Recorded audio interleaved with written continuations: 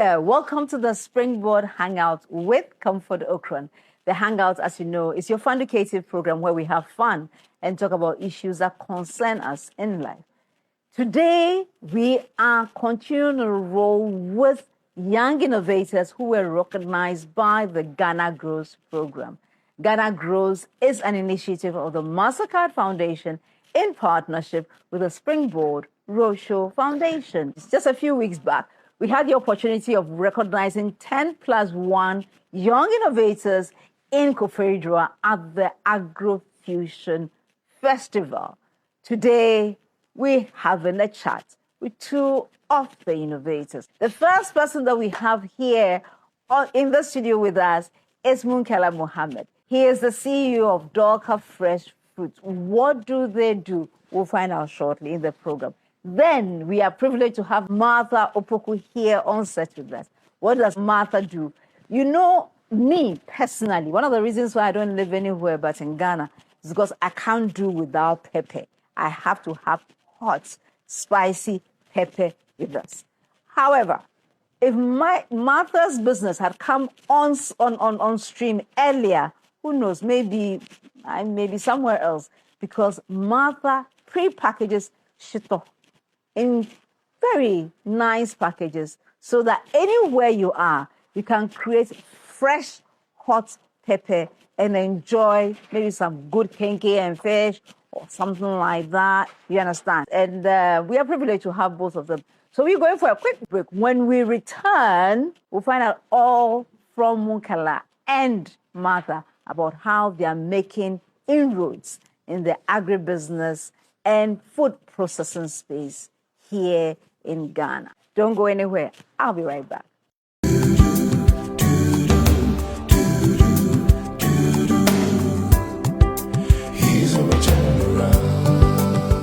Welcome back from the break. We are just about to roll into a very interesting conversation with Munkaila and Martha, M&M. Wow. Munkaila, welcome to the Springboard Hangout. Thank you. And welcome, Martha. Thank you very much. We are going to start straight with Martha. Martha has a fantastic story. So, Martha, what is your background like? So my name is Martha Opoku, the founder of Deahenkan Foods. So we are currently into the processing of shito powder. So we brought up this idea of shito powder because, one, we are in the student settings, and I was also once a student from University of Cape Coast. Okay. So I one time prepared shito from Accra to Cape Coast, and by the time I got to campus, I realized my laptop was spoiled. No way. Yes, all because oil has stained my laptop, and I don't know, I couldn't fix it or repair it, so I had to just discard the laptop. So I was just there. How did you go through that time with the spoiled laptop? Yeah, it's spoiled. I can't do anything about it. Okay, so yeah. So continue. So I was there and I read agribusiness, BSc agribusiness. So with my program, when you get to your final year, you are supposed to come up with a product or a business idea. So I then decided to bring up this whole shito powder idea because we are also in a student setting. Yes. So that's how come I brought up this shito powder idea. So what is unique about I mean, I like this. I like the interesting way. It's quite innovative. So does it mean that you just have powder that you can just pour on your food, or you can still make it into the shito with the little oil in it? How does your shito powder? And by the way, we have samples here. Is this a typical package for your product? Yes. So currently, this is the package we have, but we are still trying on improving it. On improving it, I see. So this is about it looks like 100 gram. 50 grams. 50 gram. Yes. So are they all 50 grams, or you have bigger packages? No, currently we have only 50 grams available. Why? Okay, so we have 50 grams because it's powder. But when you process it into your sauce, you are going to get more than the 50 grams. Okay. So the average weight you get is 200 grams. Okay. And because we are also in the student setting, we are we chose a size that will be affordable for the students and also the lecturers and other people. So how much is this? This is just 25 Ghana cedis. 25 Ghana cedis. So with this, I can get about 400 grams of shito. 200 grams. 200 grams. This will last me for about a week. But I love shito. Technically, I don't think I'm exaggerating, but I can use 1 pack for a meal. It depends. If you are a fan of shito, you can consume it because it's also very tasty. Wow. I love this. So with this, I'm able to have, how long does it take for me to prepare this? 10 minutes. In 10 minutes, I'll have my fresh shito to eat with my kenke, especially Ghana kenke, some nice fish. So with this, did you face any challenges as you went along developing this product? Yes, I faced a lot of challenge, especially when developing the product, because I had to do a lot of prototypes before I got the right product. But after getting the right proportions, I also faced a little challenge with the marketing. Because it's a new product, people are a little aback when they see the product. Some people get surprised. They're like, shito powder, what is shito powder? So sometimes I get a little challenge with the market, but we try our best possible to sell the product very well. Yes, so that other people or other consumers will be satisfied when they buy the product. So presently, are you producing it alone, or you have a couple of people that you're working with? Yeah, I have a couple of people I'm working with. So I have 3 permanent workers in addition to me who are females. Then I have volunteers. So I discuss with the students. Then as volunteers, they come during production. Then after production, I give them some money. So as like side pocket money, so that they can also use it to run themselves. Yes. Wow. So that means that you're still on campus. Yes, I'm still on campus. Have you finished your program then? I've finished my program. I've started MPhil. Oh. If you should finish your course, what is the next phase for your company? Okay, so currently we just opened a new production site. Where? Yes, in Cape Coast. Okay. Yes, we just opened a new production site where we are doing it. So more or less, I'm not permanently in Cape Coast, but more often I'm in Cape Coast. So even after school, I would still be in Cape Coast, where I would also run the business and also get the other people, the permanent workers who are also resided in Cape Coast to also run the business. I realize that it's FDA approved. How was the process like? The process of FDA, it wasn't easy, but I think one way it's also good because when you go, they are able to help you out with how you are going to make the product. Even after making your product, how you are going to do your packaging and every other thing. Though the process isn't that easy, but I'm glad we were approved finally. And this is where I have good news for you, those of you who are interested in agro-processing, because interestingly, just a couple of weeks ago, the Ghana Grows program signed an MOU with the Food and Drugs Authority. So what we are bringing to you, clap, clap, clap, clap, clap, what we are bringing to you is a process whereby when you sign on to the Ghana Grows program, we can support you in your quest to get FDA certification if you are into the business of doing some agribusiness or something like that. We can support you, and what part of the MOU that we did with them is to help people through their gradual accreditation process. So get in touch with us, call our hotline 0308 255 775, and we'll help you go through the process as quickly as possible, because we want to have so many Ghanaian products on the shelf, so that now we'll stop importing all those fake products and have genuine, nice, authentic, fantastic. And by the way, if you're also watching us today and you have something that you are doing, part of our package for our friends and family of Ghana Grows, we will support you and market your goods online. So send us samples of your, not the sample, but pictures or videos of your products, and we'll do it digitally. So we don't need samples itself. We'll just showcase your product so that, let's say Christmas is coming and you want to do a hamper, Here are some possible Ghanaian brands that you can put in your hamper. I want to encourage everybody out there, buy our products, made in Ghana products, because we are doing fantastic work. That way, your work would increase, more workers will be employed. Those of you who think there's no space, there's so much opportunity in the extended value chain, and we'll all have a great life. By the way, who markets your products for you apart from yourself? So I have shops on campus, and also I have some shops in the secondary schools. Yes, and I've also we are signing an MOU with some secondary schools, boarding secondary schools, where they would buy in large quantities, and instead of they going through the whole process of preparing the shito, they just buy the powder and they prepare the shito for the students as part of their dining. Yes. So currently we have some few shops on campus, and also we have some few shops outside campus that we sell. Wow. Well done, well done, well done. Okay, so then we'll go for a quick break. When we return, we'll find out more about Munkaila and Martha's journey. It's amazing, simply amazing. Thank you.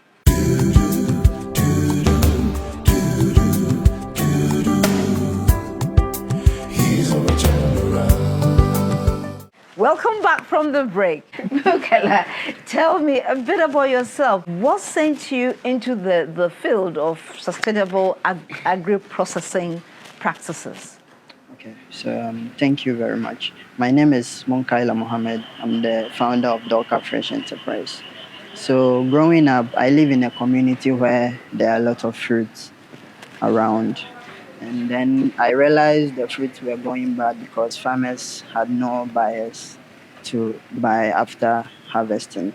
So it had always been my dream to do something to solve these post-harvest losses and all that. So that's how my journey started.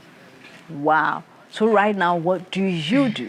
Okay, so I'm into processing of fruit and vegetable into juices.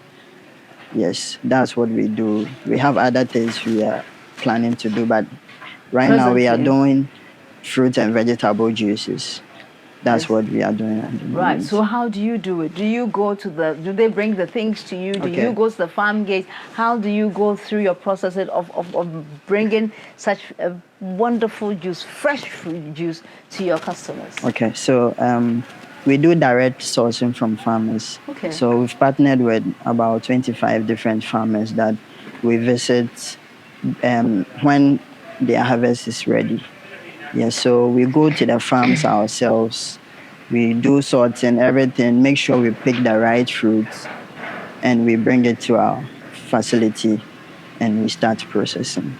I see. So in this quest that you've embarked on, tell me, is it possible that when you go to the farms, you would find places where the farmer does not have, well, should I say, organic food? And when you do that, what happens? How are you able to differentiate between the types of farming people have? Okay, so when it started, I didn't have an idea of organic and inorganic fruits.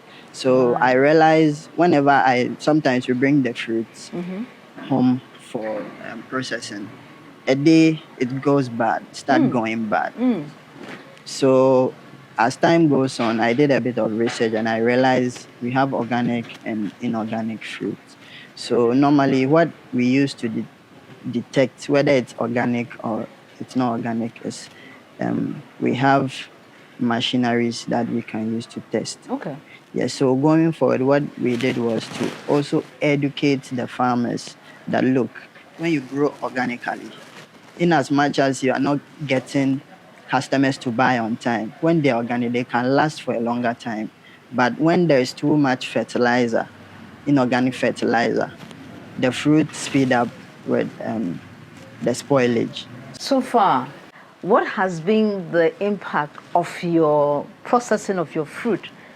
I mean, or going to the farms to buy. What has been the impact on the farmers that you've met over the years? Okay, the impact is massive, I would say. Massive. Yes. I love that, because when you have great community, impact. It means that you're doing something really good. Yes. Tell me. The impact is massive, as I said. I will use one gentleman as an example. He was a security man, and he was doing farming as a side business. Yeah. So when I met him, he was like, even when I grow, I don't get bias. And I said, look, I'm here. Let's do this together. You can start doing the farm on a larger scale. I'm going to give you markets. So that's how it started. Right now, he's a full-time pineapple farmer. Full-time? He's run away from the security job? Yes, because he was complaining about when you go to work, the salary is not good, and the pressure and all that, he can't bear it. So if we are giving him an assurance that we will buy from him when he grows, then he's going to full-time farming. So initially, he was doing just a plot of land of pineapples. Right now, he's doing about 5 acres. Wow. At the moment. Yes. Wow. And we've journeyed with him for about 2 to 3 years now. So Munkaila, but interestingly, what led you into food processing? Because yes, you saw that there was a need, the food was getting bad, and so it's not your wahala. Why did you decide to do that? After technical school, I did apprenticeship and some internship. That's all. So my journey started after school, somewhere 2019. Yes, so I started from my mom's kitchen. Yes, with a couple of equipment in the kitchen. I didn't have a juicer by then. I have nothing. So I used to chop the pineapples into chunks, put them into colander with cheese cloth, then I'll be pressing with my hand to get the juice. So when I started, I didn't have an idea of going to shops to market and all that. So my target was events. Okay. Yes, so, and you see, I had a good product, but I was targeting the wrong audience. So whenever I go, I would say a handful, then the rest will go bad, then I will just discuss it.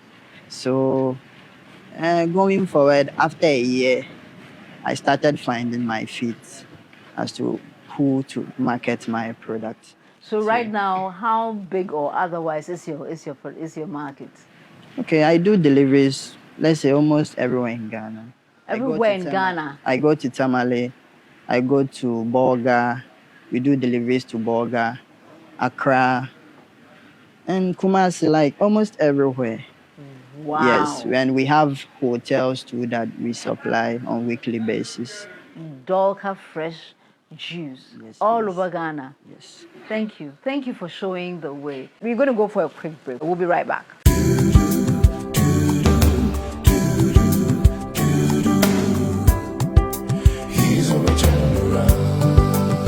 Welcome back from the break. And when you were talking, I was just interested. Is it possible that as you've done this thing over the years, you've suffered any loss, Martha? Yes, I have suffered some quiet amount of losses. The product is in powder, so it has to go through a dehydration. So one time we had a contract or an order worth 3,000 Ghana cedis. So we had to go through the whole process, and after everything, we decided to dry. And there was power outage.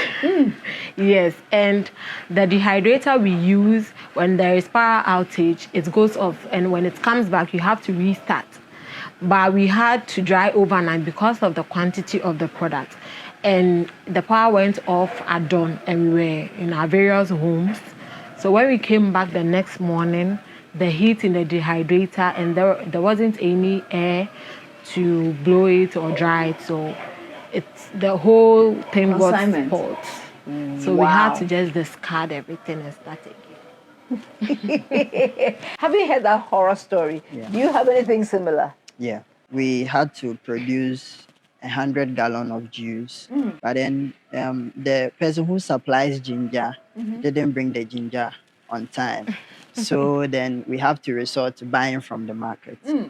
And the ginger we had caused us our downfall. So we have to discuss discard 100 gallons of juice. That had been my biggest loss. Wow. So in this case, someone is listening to us today. How do we turn such an unfortunate situation into a positive one for those who are listening today? There are lessons, there are experiences, and lessons and experiences are to be learned. We are complaining there are no jobs, but there are more jobs in agribusiness. You just have to identify where you want to be in the agribusiness value chain, and you make a step and you start. When you start making an effort, going through lessons and experiences, you will find your feet in the business. I would also encourage each and every one of you to make that bold step. It doesn't matter where you are coming from, you just have to make a step. Sometimes leadership is not about you being a star, but you being a guide and also a role model for people. Thank you. Wow. In conclusion, from your part, what did winning the Young Innovators Award do for you? When I received the award, I think the next day I did a post on Facebook. And the way I started receiving calls, congratulation messages, and also orders. We like that one, Pa. Yes, orders. Because you see, going on a big platform like this, it's not easy. If someone has been able to, an organization like Springboard and MasterCard Foundation has been able to recognize you for what you are doing, then it means you are making an impact. And going to the extent of investing a sum of money into your business means so much to me. And aside that, it serves as lessons, and it motivates other young people to also do more.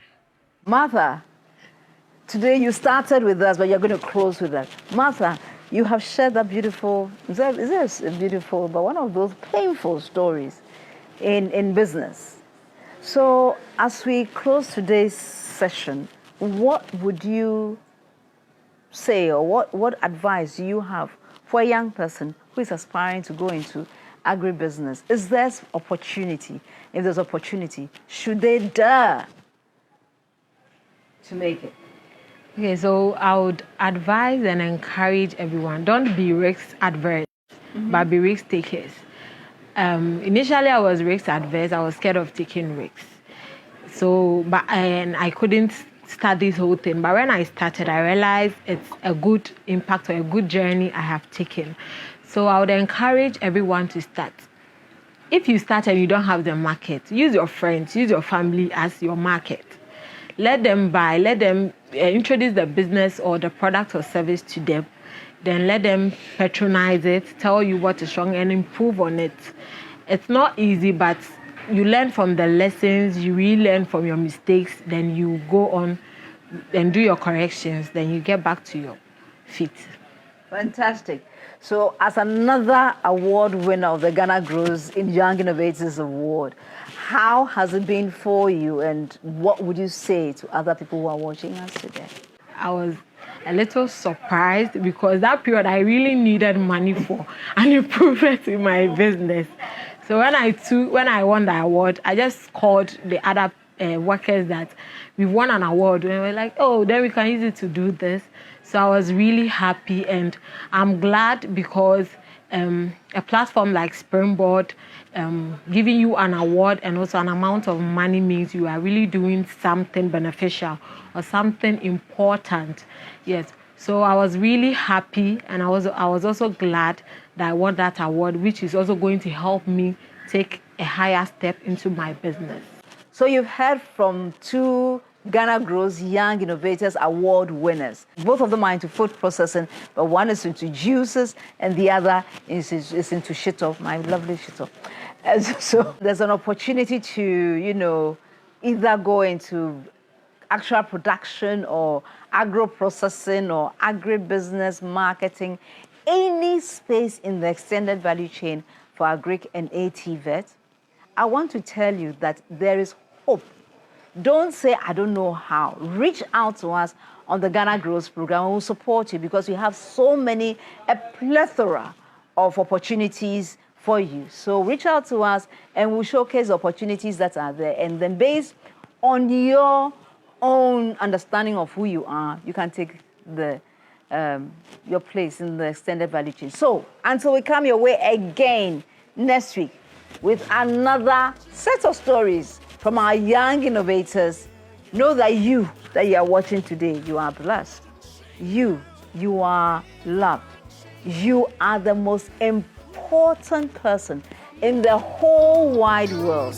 And therefore, until we come away again next week, bye. Zimbabwe, yeah. Here's where we turn.